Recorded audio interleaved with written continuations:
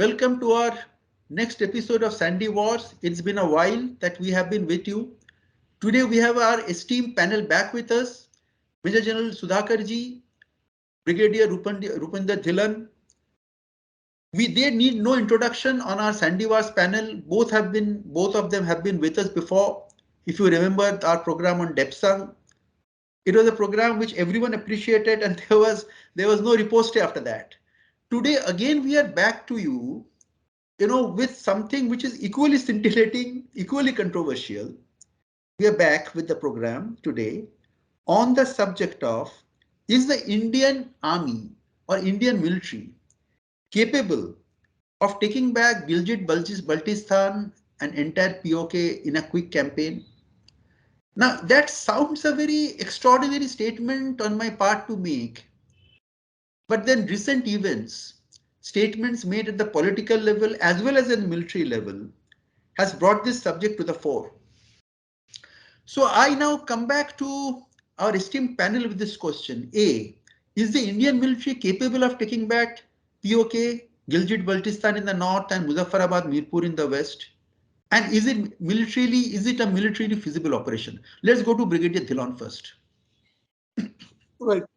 Now, before we get on to the main question, let's be very clear in our mind that as per the force level, the tasking and the training which is existing right now, both of the 15 Corps, the 16 Corps, and the Northern Command, there is no feasibility of them going into an offensive operation because right now they got their hands full just managing the CI environment. Number one. Number two is the training. Training of these two formations, their subordinate formations, their units is not for war. At best, the subordinate formations can take on the corporal's war, what the Grand Duke, the Iron Duke called it, the corporal's war, that is CI.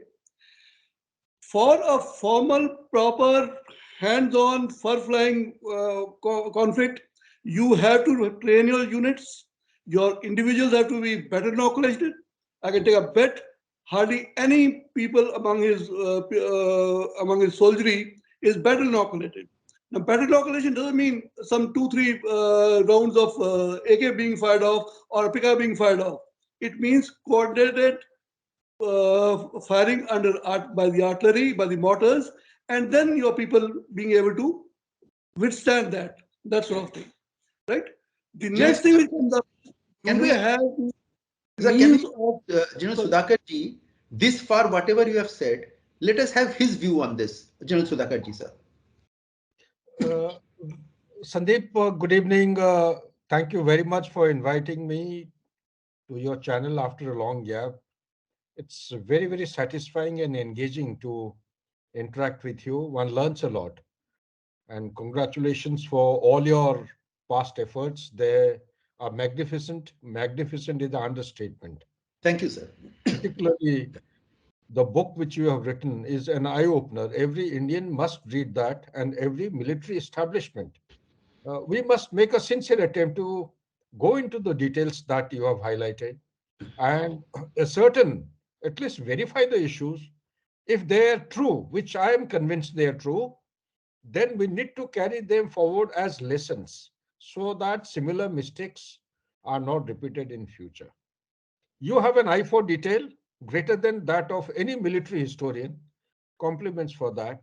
Thank you, The issue which you have selected is definitely very, very relevant given the fact that the world order today is in 21st century and India is celebrating 75th year of its independence. Having said that, please don't take me amiss without meaning to contradict anyone. I have seen lots of video clips, lots of news items. People have come and interviewed me on the similar thing. I have shared the link with you. These are my views. As a true Indian, as an Indian Army general, I personally feel that it's about time that India makes a sincere and serious effort to translate the resolution which was taken in Parliament in 1994.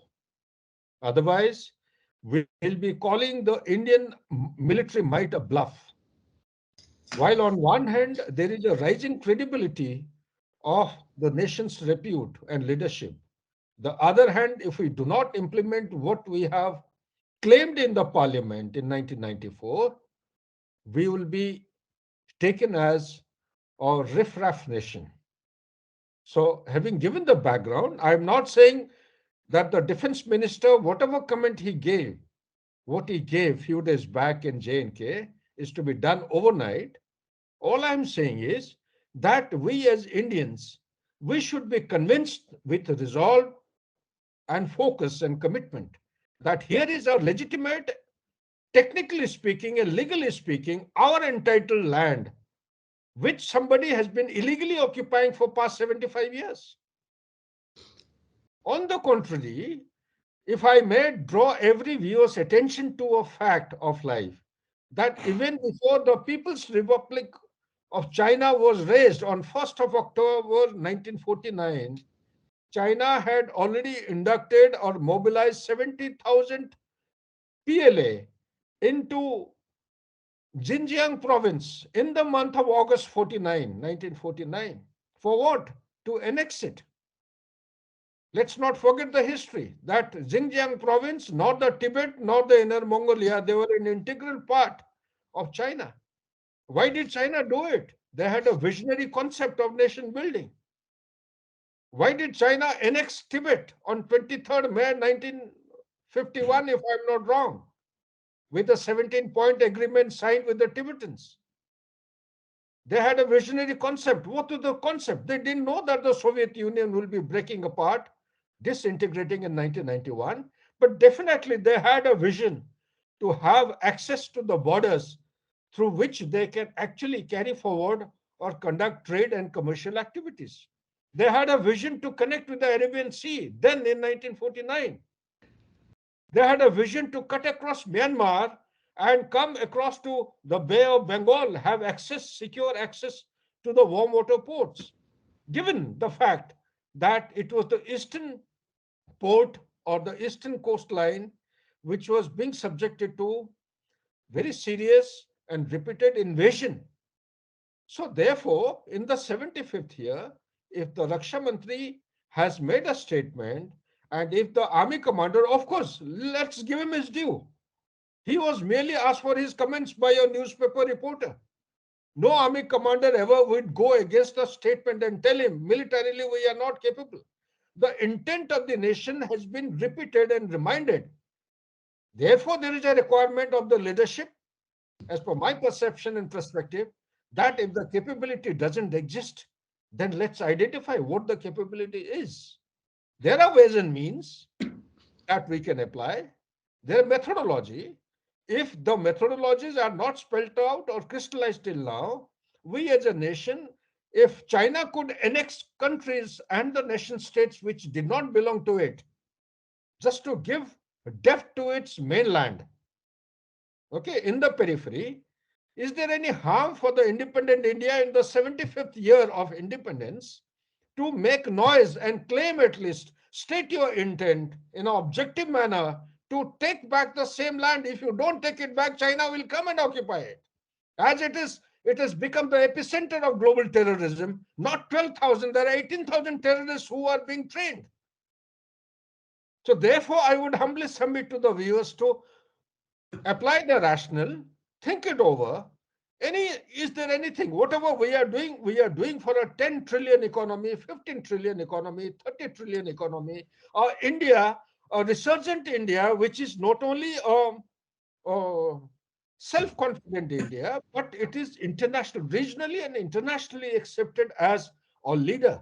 Today, we are the leader of G20. Soon we'll be the leader of SCO. And the day is not far, we'll have a seat in the United Nations Security Council. Unless we have a dream, we cannot reach anywhere close to it. Sir, now if I can interject here, sir, I'll just to put the perspective right. So India, the Indian map, which accompanies the constitution and which has not been repudiated ever by any Indian government or institution, clearly shows POK, Aksai Chin, all lands, which are right now with China in the Pangong area, Chushul sector, um, east of Galwan. Everything has been shown in the as Indian territory and continues to be shown.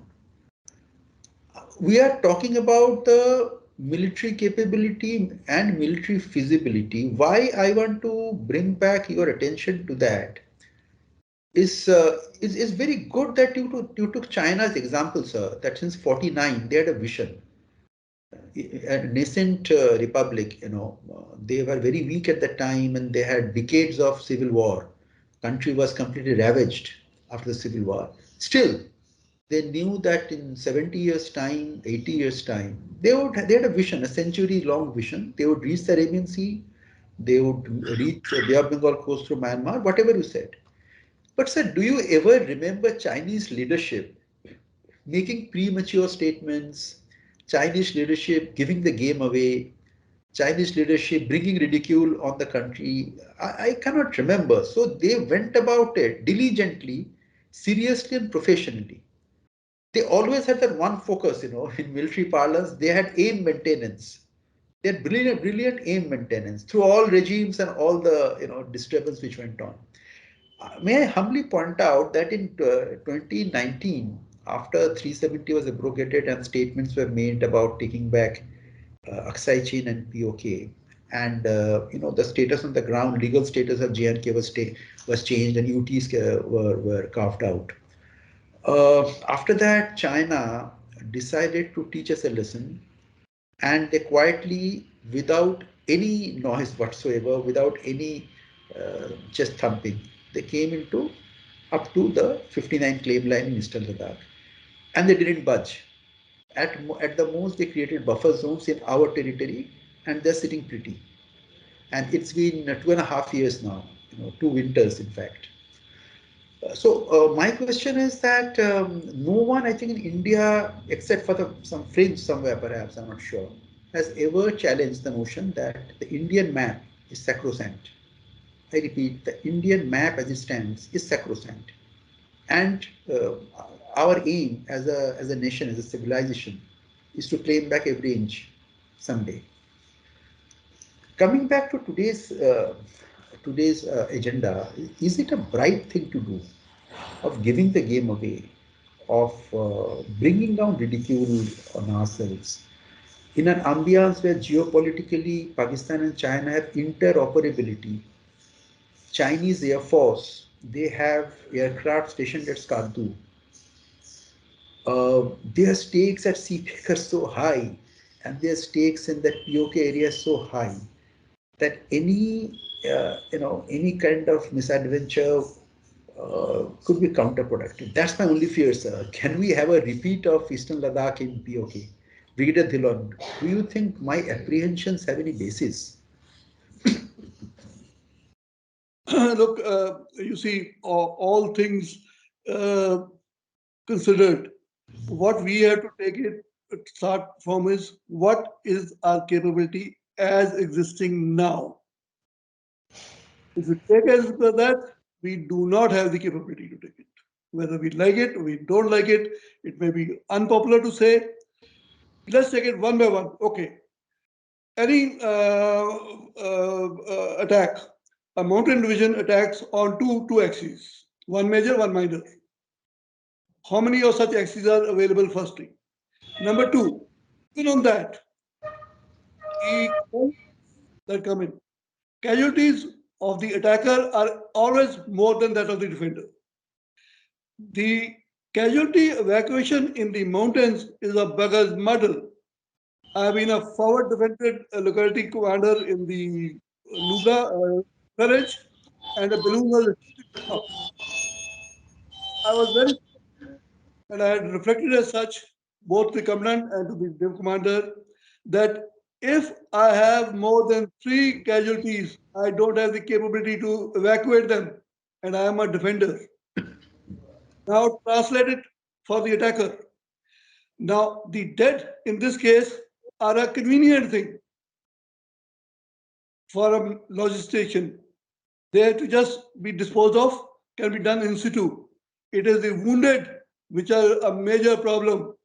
Each wounded has to be evacuated by a number of stretcher bearer relays. We don't have that. We don't have that many field hospitals out there. Let alone that, we don't have first field dressings for every man. We don't have section shell dressings. What are we talking about? The problem is we are swallowing the trend various. It is coming again and again, and we are starting to. Sir, we can't hear you, sir. Sir, we can't hear As you. a professional, we Yeah, cannot do we that. couldn't hear you in between, sir. We couldn't hear you in between. Sorry. So, what I was saying was that as a professional, we can't go on Josh and Jazba. You have to do cold mathematics. There is nothing of fervor in this. There's nothing of this is what the Parliament of India decided. Yes, fine, we are with it. As Indians, we are all with it. But tomorrow, if the Parliament tells the army, please translate that into action, can the army do it? Let's take their nuclear deadlines. We know for a fact that their major missile launch bases are in the Dosai plains around Skardu. Will he allow you to do that? Right? I think we are just going off. Right? We are not doing it, approaching it in a professional way. None of our commands has war gamed the thing. No command, including the Northern Command, has ever war gamed how many casualties they are going to have, how they are going to evacuate them. It's a open fact. Whether we like the time when the casualties get discussed is just before the lunch break. You will agree with me. Sir, my question is, suppose at the tactical level, we were better placed. Suppose, hypothetically, we were better placed. Operationally, do we have the resources, reserves, and WWR? I mean, war wastage reserve in terms of consumables and ammunition and ordnance to take on something like Gilgit-Baltistan, sir. We are not talking of 5 kilometers across LAC. We are talking of a major geostrategic operation of reaching Gilgit-Baltistan on one hand and Mirpur, Muzaffarabad to the west and southwest on the other hand.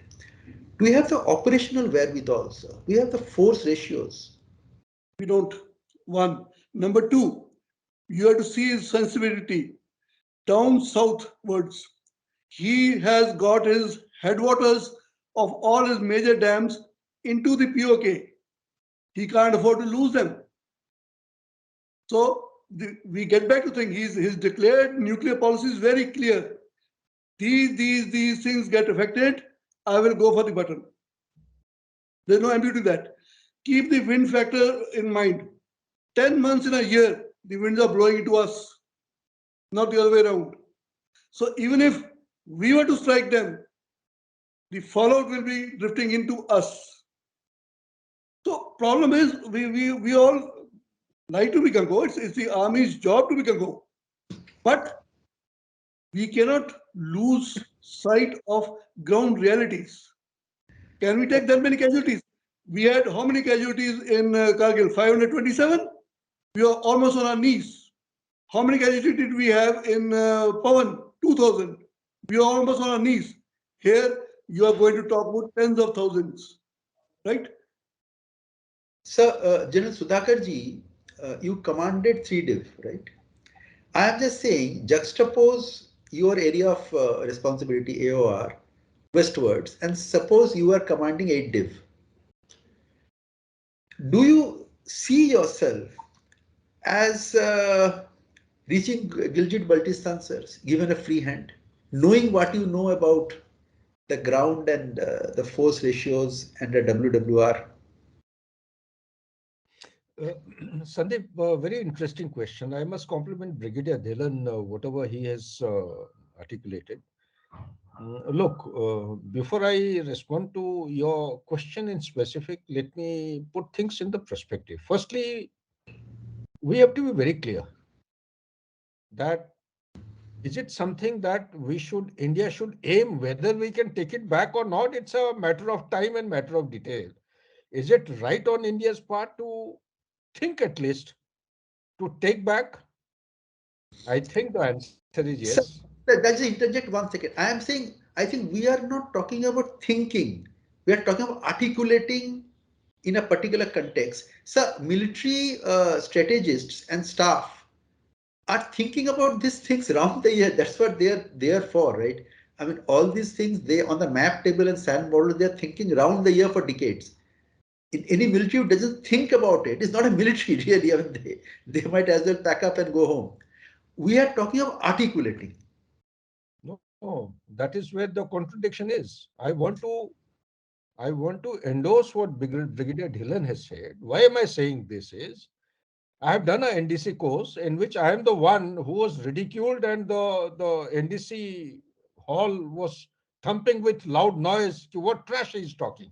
I had asked that point in time about Article 370 being abrogated to the Honorable Governor. Why is it happening? People didn't understand what I was asking, so they made noise. The second thing I asked was to the army, then army commander, that yes, a resolution has been passed like this. I have had adequate exposure in Northern Command, right from Karakoram past this side along the LOC as also along the LAC. But I'm afraid talking, it was a classified session. Now that the Raksha Mantri has made a public articulation, there is nothing classified. We are allowed to discuss about it. I am the one who had asked, is there any existing plan or any deliberation carried out by Indian Army or Northern Command to take back Skardu, to take back Gilgit, Baltistan, to take back Pakistan-occupied Kashmir? If yes, what is the plan? Please tell us. We are the future leaders of the Indian Army. Please tell us. The answer given then was, well, not a blade of grass grows in Skardu. Not a blade of grass grows in Aksai. Why do you want to waste your time and energy? So therefore, the response to your question is a contradiction. We have not been thinking. We have not applied ourselves. That is the honest reply to your question. So in a circumstance, environment obtaining, as I have shared with you, not supposed to be by a general officer, but I have to do because it's our nation, our objective, our future of our posterity. If we do not talk the truth after the Raksha Mantri has given an articulated statement, who else is going to do? Pakistan will do or China will do. So therefore, coming back to the point is 75th year of independence, these people whom we are trying to reintegrate back with our country, they have been subjected to some provisions, administrative provisions by the host country, that is Pakistan. They have been subjected to subversion. They have been turned into anti-India. The entire Pakistan-occupied Kashmir, Gilgit-Baltistan, to my understanding and research, they have been in a way Punjabized. The Punjabis have migrated. They have been made, they have been incentivized to settle in these places. So therefore, if you carry out a threat analysis of objective and answering your question in specific, a military option is no option. It has to be a people-centric option if we want to reintegrate, and more so, it is to be driven by the emotions, sentiments, and the spirit of these very people of Pakistan-occupied Kashmir and the Gilgit-Baltistan to integrate by seeing the development and the socio-economic prosperity which is happening across the LOC. It has to be more from them than from India to them. Why am I saying is that mountains, very rightly pointed by you as a military historian, it's not that easy. Mountains gobble up troops. Let's say Gilgit Baltistan. What is Gilgit Baltistan? Gilgit Baltistan is known for how many? Several number, I'm forgetting, 7 or 8 countable 8,000-meter mountains. Do you mean to say military will capture this 8,000-meter mountains? It is simply impossible. What is the distance from the nearest, let's say, Chalunka post to say Skardu? It is 96-kilometer crow fly. He's a paratrooper, he will beam me out. Ground distance is almost close to 156 kilometers. Is it humanly possible to traverse this distance? More longer the line of communication, longer will be vulnerability, larger will be vulnerability. So military capability, in my opinion, Sandeep, is a last option. But before that option, like the digital integration has started, commenced in some form. The cartographic offense, not offensive, cartographic demonstration of our assertion at least has commenced. When I say digital cartography, this means that the Meteorological Department of India has already started reporting weather reports of all these places to the best of my knowledge and understanding, which supposed to be part of our, legally speaking, our area. Number one. Number two, in the same breath, I also would like to suggest why can't India carry out some kind of a research and application on digital integration further? What does it mean? It means that people of Gilgit, Baltistan, and Pakistan occupied Kashmir, if they have to make a mobile call with people outside or inside, maybe, the number starts with 92. Isn't there any means and method to give them a 91 number? When I say digital communication or digital connectivity, it has many other options through which we have our, let's say, Aadhaar card. India takes the pride in claiming that it is the only nation which has got a digital identity certificate, a card. If we can't have or think direct communication with these people, we can have indirect communication with these people. Some kind of identity database has to be available. You have So, passive.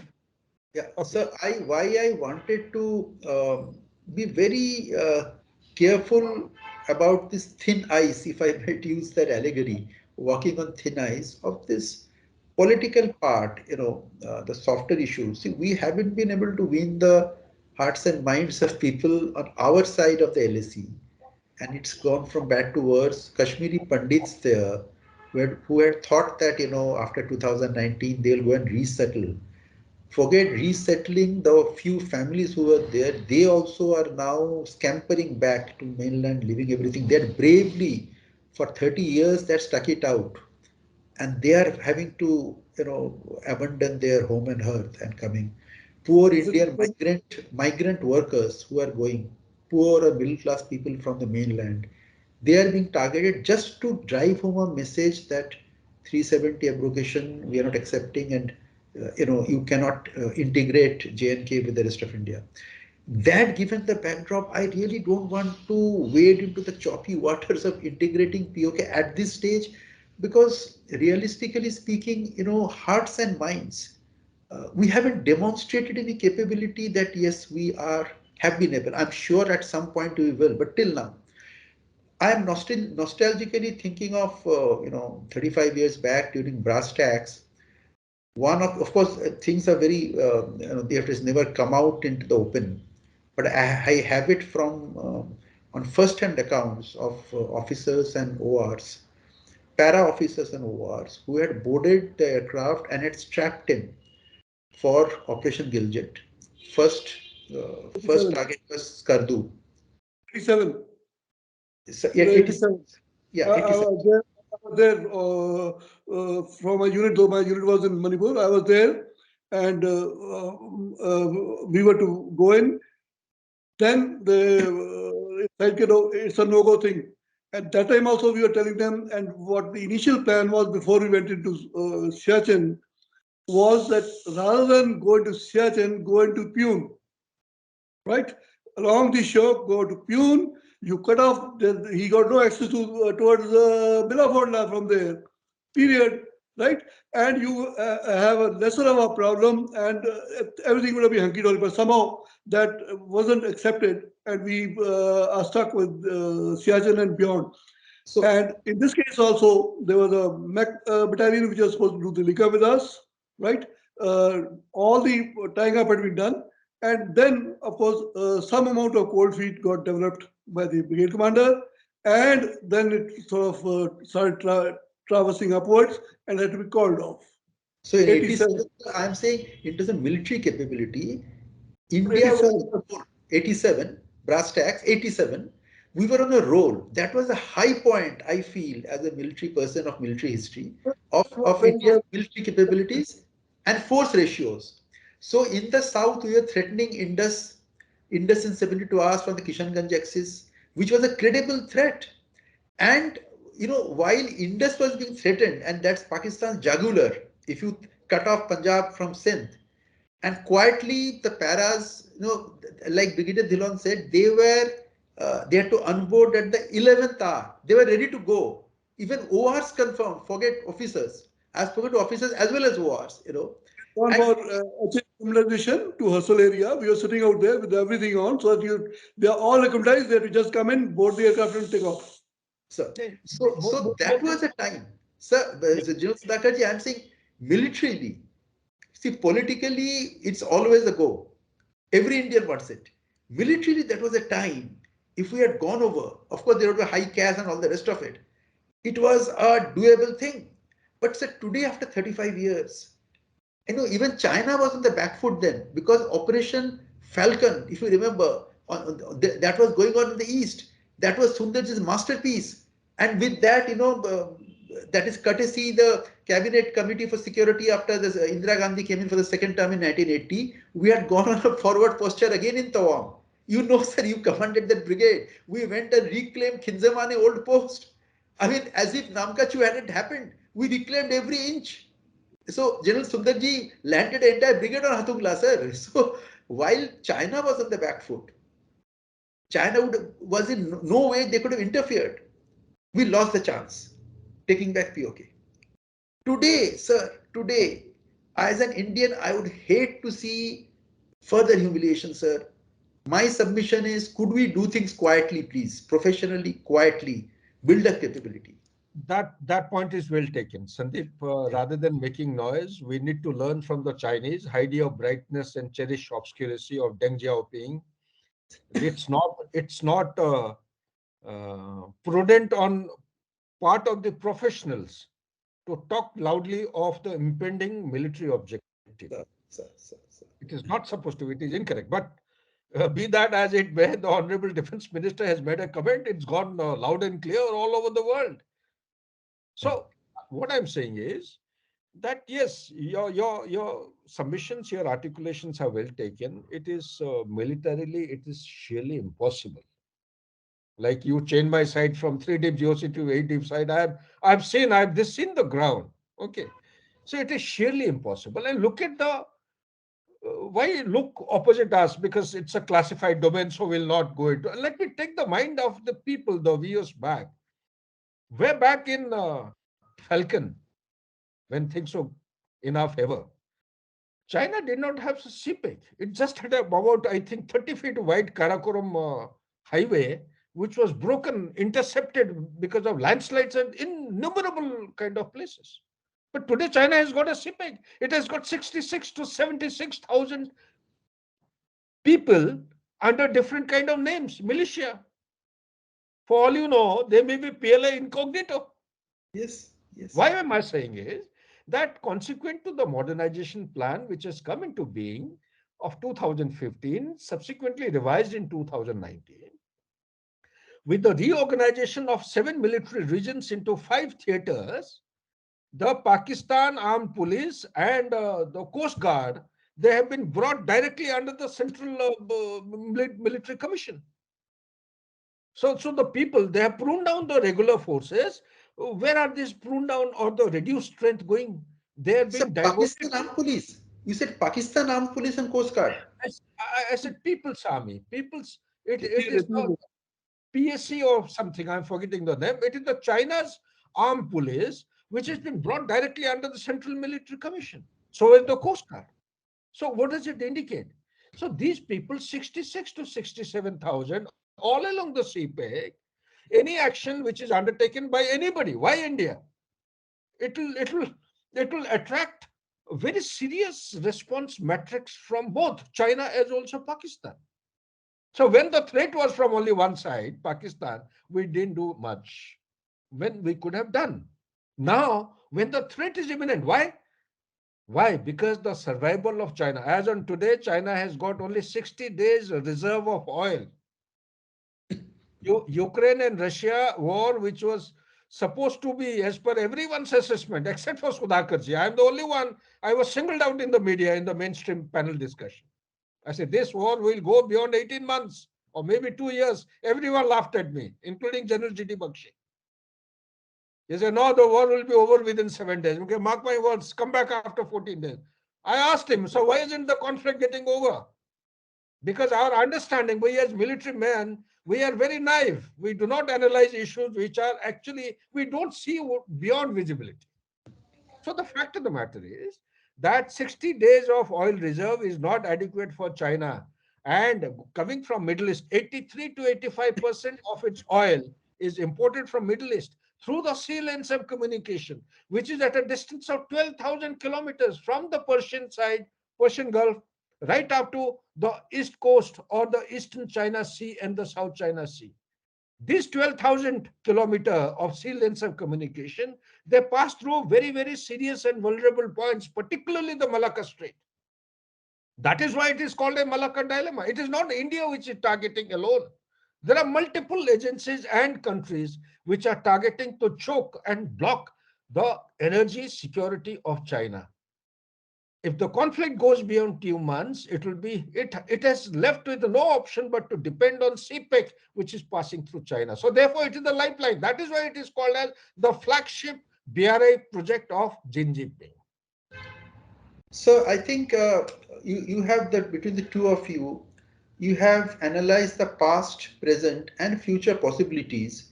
Why these kind of statements are made, why it is important to stay focused civilizationally to reclaim all that is contained inside our cartographic, in our cartograph, the maps which we have, India government and republic officially recognizes.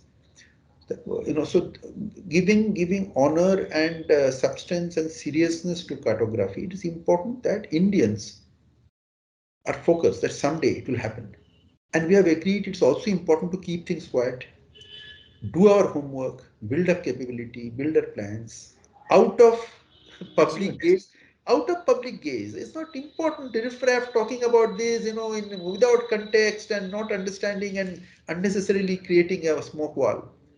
And then when the time is right, let's do it then. In the meantime, let's focus on the task at hand, so building up our country, building up the economy, creating favorable environment in POK, which is with us, in our hand, sending a message to others, to people across the LSC that yes, this is the Indian model. Is Jannat India mein hai. This message, this message needs to be given, not verbally. It needs to be demonstrated, sir. Well said, Sandeep. Well done. Yeah. Thank you, sir. Brigadier Very well. Dhillon, would you like to have your last word on this, sir? Basically, my way of looking at it is that, look, as military men or former military men, we should not get involved in the historics of what the country desires or what the parliament ordains. What we have to be focused on is what we are capable of doing. You can't ask a 30 kg chap to punch a 100-kilo chap. You may like to, you may not like the 100-kilo chap, right? Your boss may be telling you, no, you must punch him. But can you do it? That's the simple question. And everything else will fall into place. We do not have the capability. We like it, we don't like it, whatever it is. We don't have the capacity to take that many casualties. We will start crying blue murder if the casualties go into thousands, let alone tens of thousands.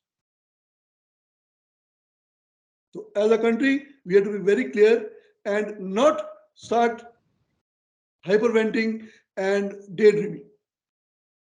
So let us conclude on a note of positivity. Let us find ways, peaceful ways of our leaders have been making statements that wars are a thing of yesterday.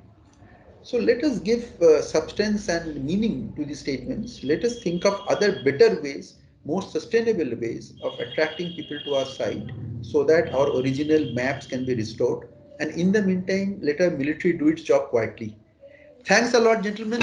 Thank you for your time. It's been extremely exciting to hear you articulate things as if you have taken our viewers to those places, to those locale, the way you have described the ground and described what could happen in case of a war. Thanks a lot, gentlemen. Thank you.